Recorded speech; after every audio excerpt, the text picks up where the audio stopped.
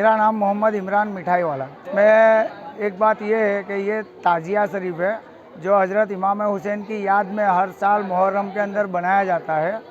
और इस साल अगस्त महीने के अंदर मुहर्रम का त्यौहार आ रहा है, तो उसको मद्देनज़र रखते हुए ताजिए को इस तरह से डिज़ाइन किया गया कि उसके ऊपर हमारे देश की आन बान और शान का प्रतीक हमारा प्यारा चहीता तिरंगा, हमारा राष्ट्र ध्वज जिसको हम हर साल सलामी पेश करते हैं, उसको ताजिए के ऊपर भी लाइटिंग के स्वरूप में प्रदर्शित किया गया और हमारे देश के अंदर अमन चैन और सुकून के लिए दुआएं की गई। हमारे देश की तरक्की के लिए भी यहाँ पर प्रार्थना की गई है ताजिए के ऊपर।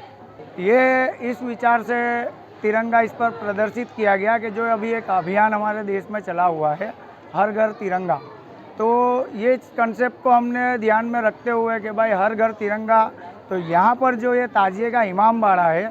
तो ये ताजिए का एक घर है, ये पूरी प्रॉपर्टी जो है ताजिए की है, तो इसके अंदर भी तिरंगा होना चाहिए। और 15 अगस्त है, करीबी है, तो उसको ध्यान में रखते हुए ताजिए के ऊपर तिरंगे झंडे का प्रतीक हमने प्रदर्शित किया है। बिल्कुल युवाओं से एक मैसेज सबसे पहले तो हम ये देना चाहते हैं कि करबला के मैदान से जो इमाम हुसैन ने पैगाम दिया है, मानवता का पैगाम, इंसानियत का पैगाम, अन्याय के सामने आवाज़ बुलंद करने का पैगाम, और साथ ही साथ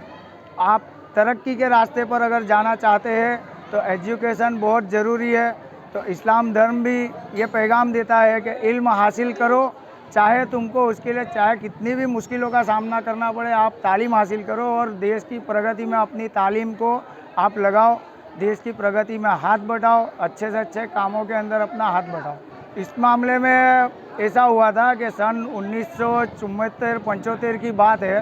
कि प्रवीण भाई सोपारीवाला करके हमारे एक हिंदू भाई है, तो उनका एक्सीडेंट हो गया था और एक्सीडेंट में उनका हाथ जो है कि अलग हो गया था, डैमेज हुआ था और उनके हाथ का ऑपरेशन था। तो उनको ये ख्वाब के अंदर ऐसा महसूस हुआ कि ये ताजिए के ऊपर अगर वो बाधा लेते हैं, मन्नत मानते हैं और उनका हाथ अगर ऑपरेशन के बाद सही से जुड़ जाता है, तो वो इस ताजिए के ऊपर ये मन्नत मान के गए थे।